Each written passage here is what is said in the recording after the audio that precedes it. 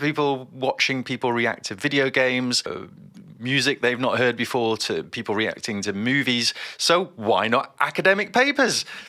This could be a whole new genre, YouTube. Well, hello there, YouTube. Welcome to Towards Psychedelic Integration, Adam Knowles Reacts. Well, I was reading this paper, Towards Psychedelic Apprenticeship, Developing a Gentle Touch for the Mediation and Validation of Psychedelic-Induced Insights and Revelations.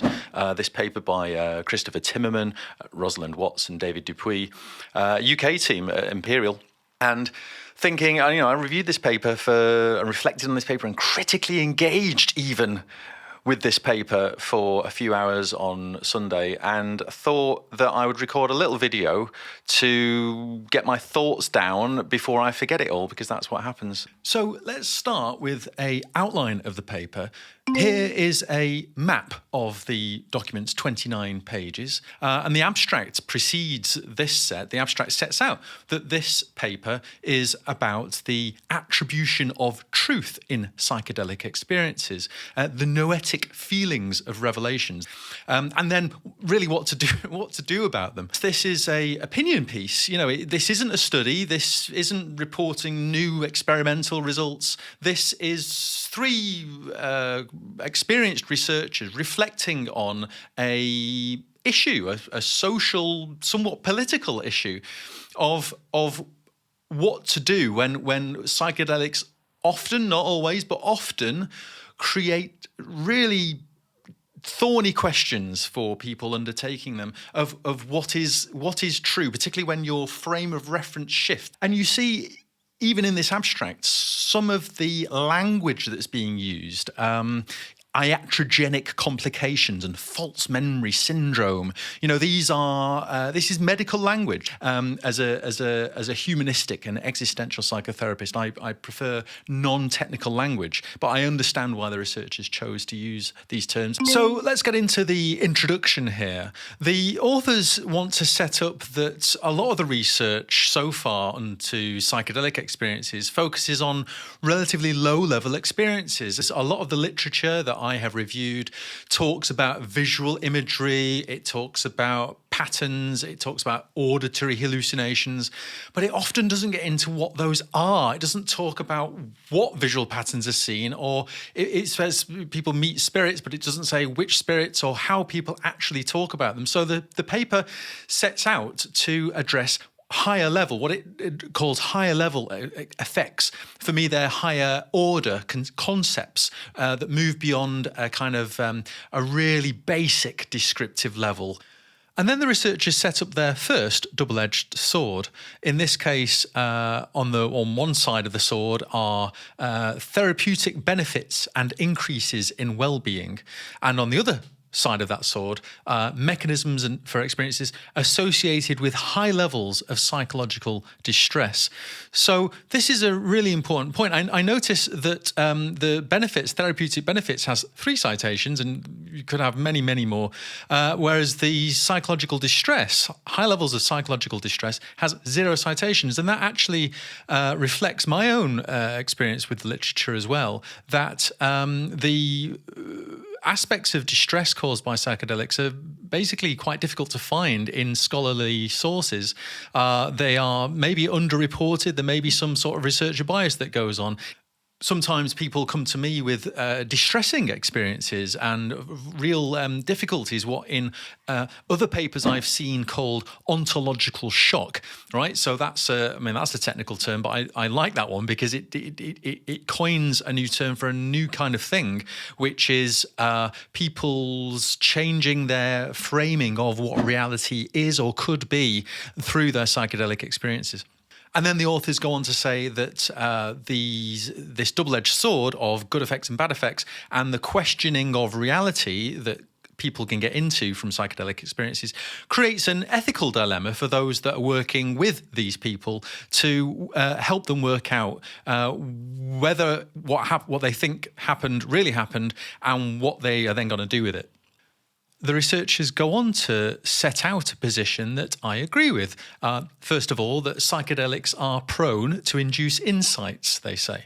The contents of those revelations are broad-ranging, so it can be biographical information, they can be mystical experiences and revelations, these can be stuff about history or biology, and that crucially, and this is a very important point for this paper, that those insights which are common are felt to be intuitive and unmediated.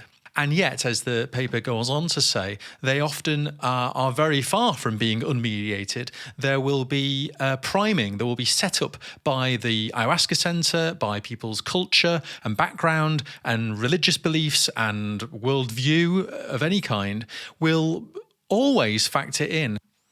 Finally, in this introductory section, the researchers mention that psychedelic experiences often lead to a greater sense of suggestibility or permeability or openness, as it's called in various different papers. Some psychedelic setups that I've seen are all about that suggestibility. You know, if you are addicted to a certain substance and you don't want to be addicted to it, then I don't know, a bit like hypnotherapy is a suggestible state. They will explicitly try to use that period of flexibility, of openness, in neuroscientific terms, neuroplasticity. You know, this idea that your brain, the physical matter of your brain is up for grabs. That or some talk about it as turning the snow globe upside down and then turning it back again. And before things settle, you have a chance to rearrange things. The second section of the paper now goes on to talk about 3 examples of psychedelic-induced revelations. These are the 3 examples in this section: a biographical insight of mother smothering with a pillow, the cosmology and the background of the intentional background of the ayahuasca center, which then sort of re-emerges in the phenomenology of what people actually say in their experiences at that center, and then the third of people questioning reality and getting into a question of the fabric of reality and really what I would call simulation theory, that you know, we're all a bit like the Matrix.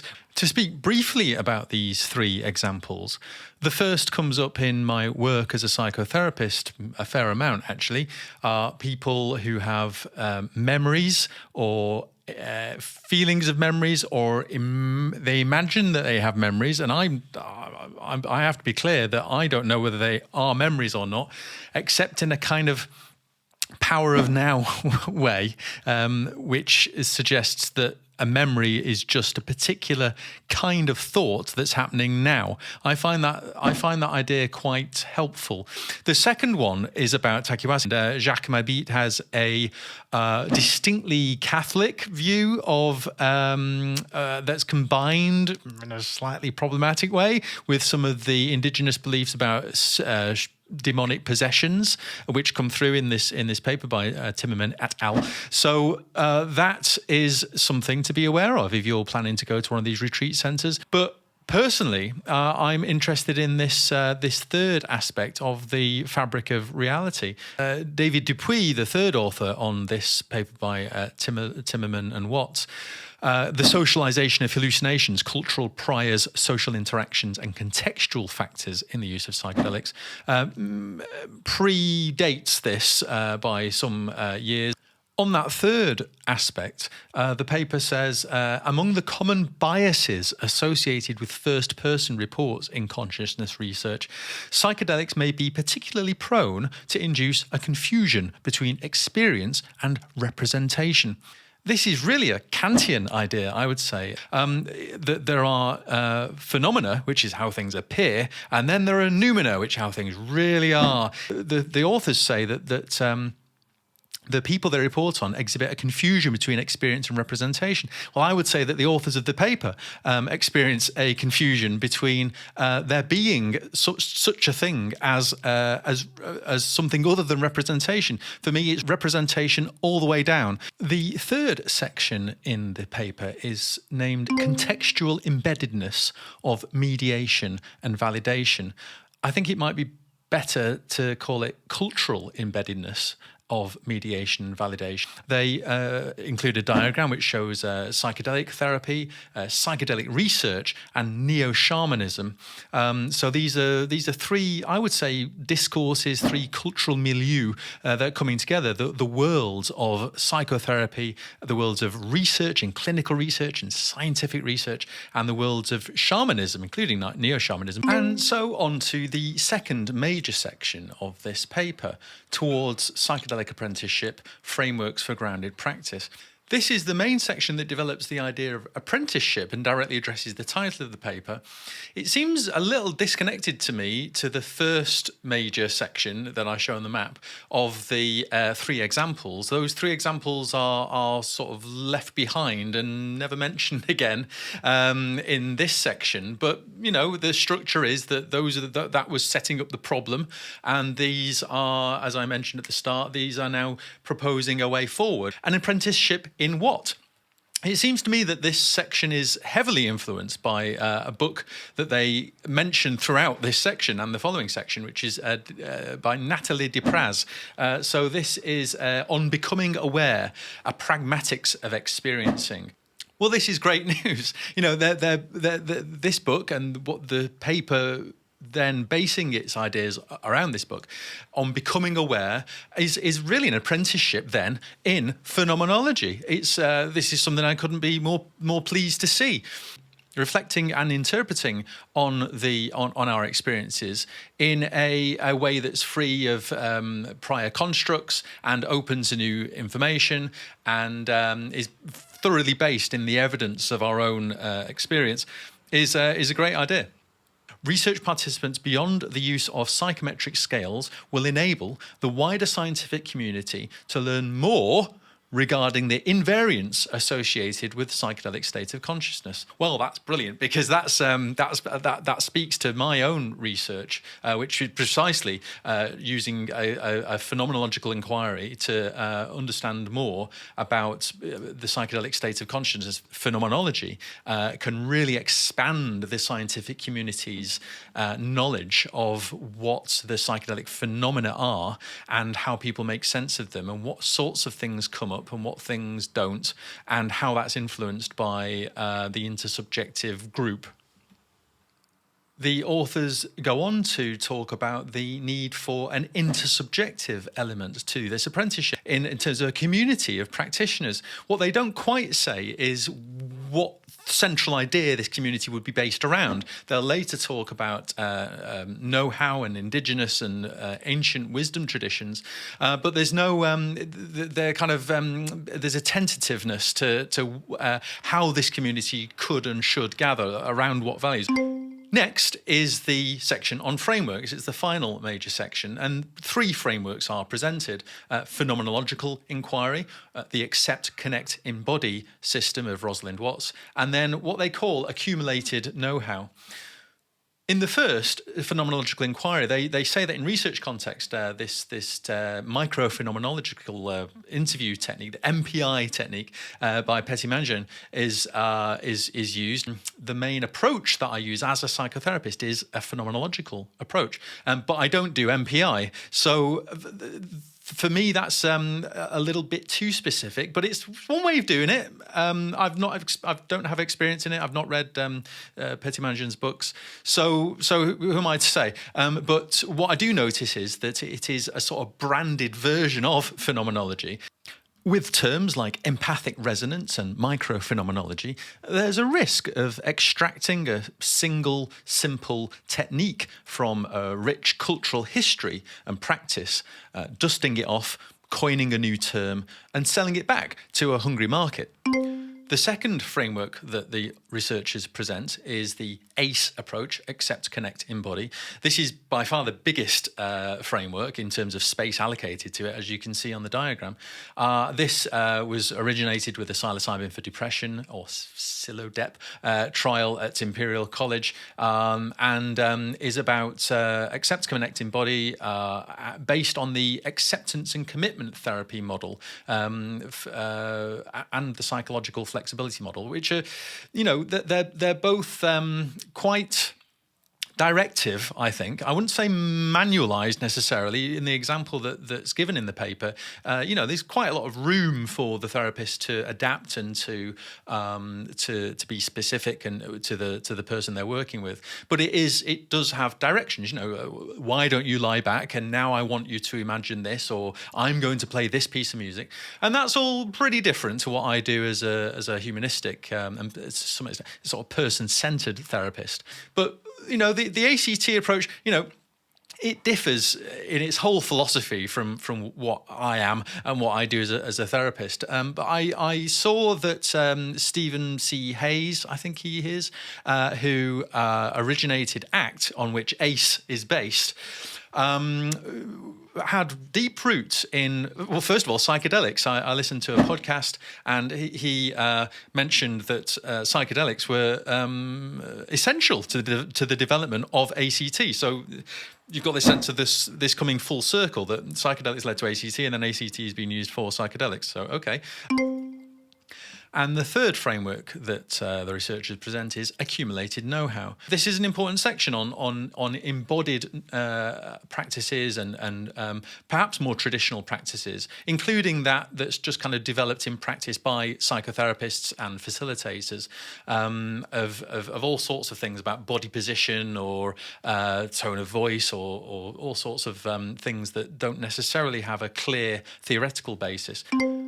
And finally, the conclusion returns to this question of ethics. The ethics are possessed by human beings, rather than in institutions and documents. It doesn't spend so much time wrapping up the arguments made previously in the article. It more goes on to raise a question that if you're going to have a productive apprenticeship model, which is very much needed to address the new problems kicked up by psychedelic experiences, comes up against the illegality of psychedelics in the Western settings. My summary of the paper is that people taking psychedelics can get into tricky situations in regard to what they experience, such as new biographical memories, taking on a wild cosmology due to their suggestible state, and questioning the very fabric of reality.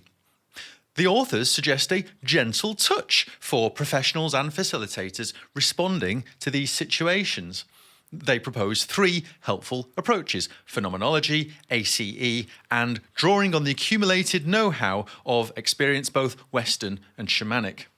Finally, they propose that these skills are best developed via apprenticeship, which I take to mean developing a craft over many years within an ongoing diverse community. My evaluation of the paper is that it's a bit of a double-edged sword. On one hand, the problem the authors set out is real and worthy of attention. Their treatment of that problem is considered, supported by evidence, and their suggestions are helpful. On the other side, ACE and ACT are not my bag, because I think an essential part of good therapy is the client working out what they want. And word counts will always limit this, but I wish there was more recent qualitative research beyond Groff from the 70s and Shannon from 20 years ago.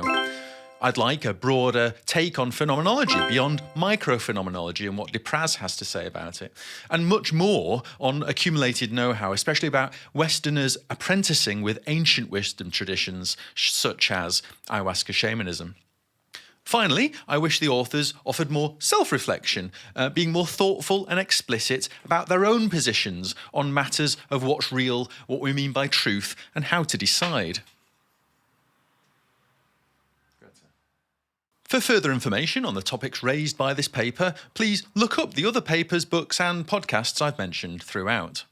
For an alternative, non-medical take on therapy models for psychedelic experiences, arguing for a relational model, there's an article by James Barnes. If you're interested in the philosophy of fathoming reality, I recommend the book Modes of Sentience by Peter Sostiet-Hughes. Articles on Chacruna talk about how we can learn from and respect Indigenous knowledge practices.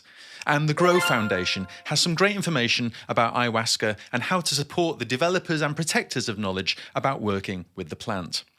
Finally, if you want more stuff like this, give the video a thumbs up and comment, tweet, or write to me. And comment below with which paper you want me to react to next. Take care of yourselves and each other.